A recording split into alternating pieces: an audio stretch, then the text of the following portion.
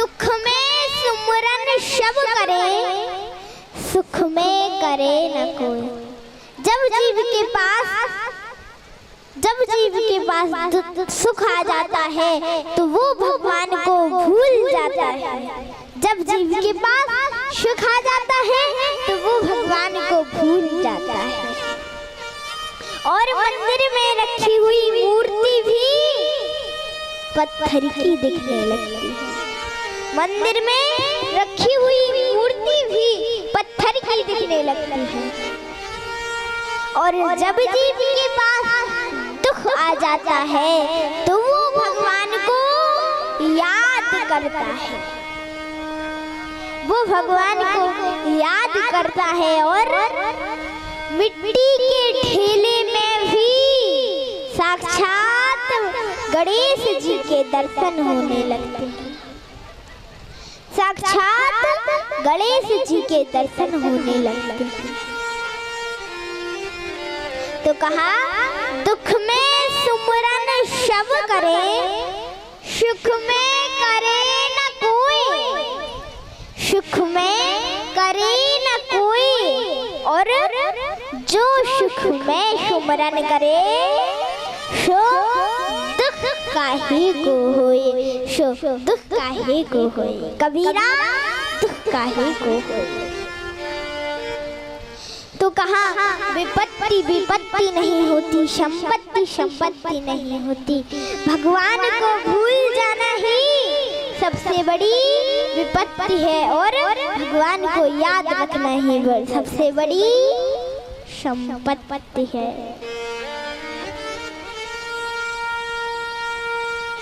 भगवान को याद करना ही सबसे बड़ी संपत्ति है। कहते हैं कि जब हिरण्याक्ष को भगवान नारायण ने हिरण्याक्ष का उद्धार कर दिया, जब उद्धार किया हिरण्याक्ष का, तो हिरण्यकश्यप को जब पता चला तो क्रोध आया। क्रोध आया, सोचा कि मैं नारायण से बदला जरूर लूंगा, मैं नारायण से बदला जरूर लूंगा। सोचा पहले शक्ति प्राप्त तो कर लूं, तपस्या तो कर लूं, तभी तो नारायण से बदला लूंगा। पहले तपस्या तो कर लूं, शक्ति प्राप्त तो कर लूं, तभी तो नारायण से बदला लूंगा। तो कहा कि अपनी पत्नी कयाधु से कहा, देवी,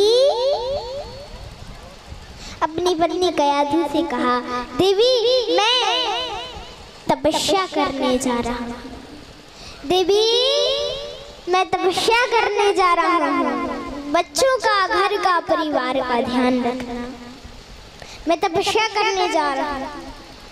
और कहा 10-20 महीने बाद लौटूंगा। तो कयाधु ने कहा ठीक है महाराज। और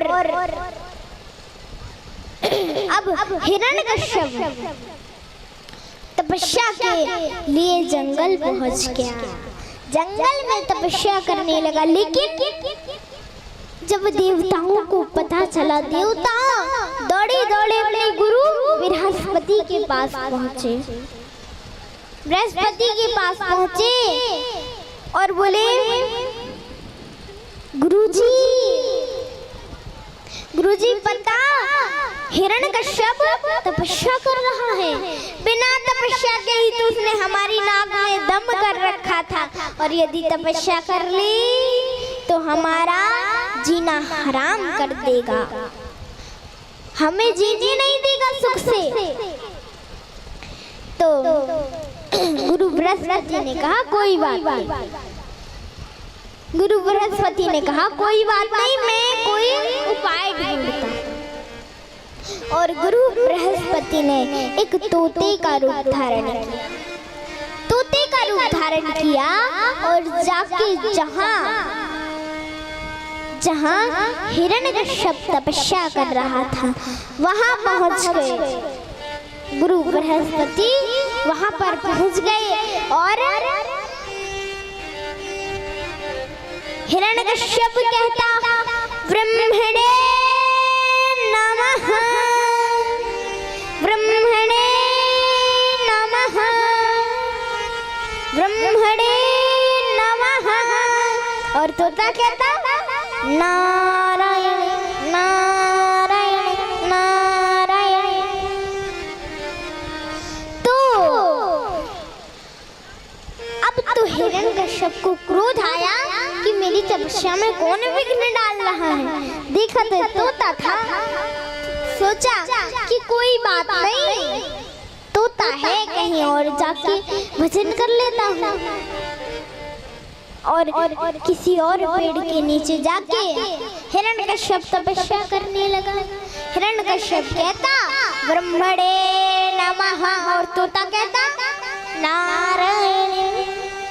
तो अब तो हिरण्यकश्यप ने सोचा आज भजन करने का, तपस्या करने का मुहूर्त ही खराब है, आज तपस्या करने का मुहूर्त ही खराब है। और अब तो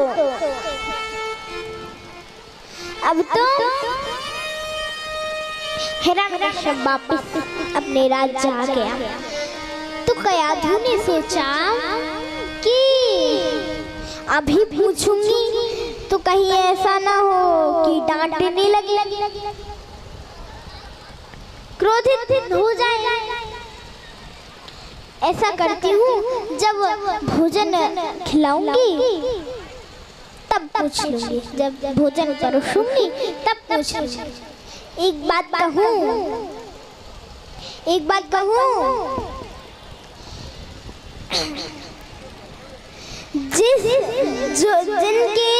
जिन माताओं के पति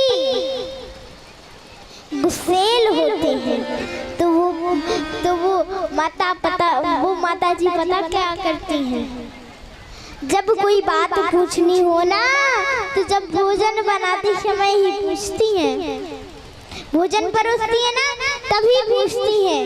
क्यों? क्योंकि जब भोजन बनाती हैं माताएं तो उनका दिमाग गर्म रहता है और उनके पति देव का दिमाग ठंडा रहता है। जब वो पहली बार स्नान करके आते हैं और दूसरी बार बहुत तेज भूख लगी होती है, इसलिए पतियों का दिमाग ठंडा होता है और पत्नियों का दिमाग गर्म होता है, क्योंकि वो आपके सामने खड़ी रहती है ना, इसलिए पत्नियों का दिमाग गर्म होता है। तो कयाधु ने सोचा जब भोजन कराऊंगी तब पूछ लूंगी, कितनी जल्दी क्यों आए। तो अब तो भोजन बनाए हैं कयाधु ने और भोजन परोसा। तो बोली अरे महाराज, जब आप तो कह रहे थे कि मैं 1-2 महीने बाद आऊंगा तपस्या करके, आप तो 1-2 घंटे ही में आ गए, क्या बात है। तो कहा कि आज तपस्या का मुहूर्त ही खराब है। तो कयाधु ने पूछा अरे कैसा मुहूर्त खराब है। तो कहा कि आज जब मैं तपस्या कर रहा था ना तो एक तोता आया और मैं कहता ब्रह्मणे नमः और तोता कहता नारायण नारायण नारायण। तो अब तो कयाधु के मन में लड्डू फूटने लगे, कयाधु के मन में लड्डू फूटने लगे कि आज पहली बार मेरे पति देव ने अपने दुश्मन का नाम लिया है, अपने शत्रु का नाम लिया है, अपने भगवान का नाम लिया है, आज पहली बार। अब तो कयाधु दाल परसती तो पूछती वह तोता क्या कह रहा तू कहती, पूछती वह तोता क्या कह रहा था। और पानी जल परसती तू कहती वह तोता क्या कह रहा था। उठती बैठती पूछती वह तोता क्या कह रहा था। अब तो नारायण नारायण कैसे करते करते पूरी माला ही करवा दी अपने पति देव को। अब तो दूसरे दिन सुबह हिरण्यकश्यप बोला, देवी मैं तपस्या करने जा रहा हूँ, बच्चों का घर का ध्यान रखना, मैं तपस्या करने जा रहा हूँ। तो कहा ठीक है, कयाधु ने कहा ठीक है। और अब हिरण्यकश्यप जंगल तपस्या के लिए पहुंच गया, जंगल तपस्या के लिए पहुंच गया। इतनी घोर तपस्या की, इतनी घोर तपस्या की कि शरीर का मांस, शरीर की हड्डी हड्डी बची, मांस सारा खत्म, शरीर की हड्डी हड्डी बची और शरीर में दीमक लग गई, शरीर में दीमक लग गई। और अब तो ब्रह्मा जी मन में सोचने लगे, इतनी घोर तपस्या तो मेरी किसी ने नहीं की जितनी घोर तपस्या ये हिरण्यकश्यप कर रहा है। अब तो ब्रह्मा जी प्रसन्न होकर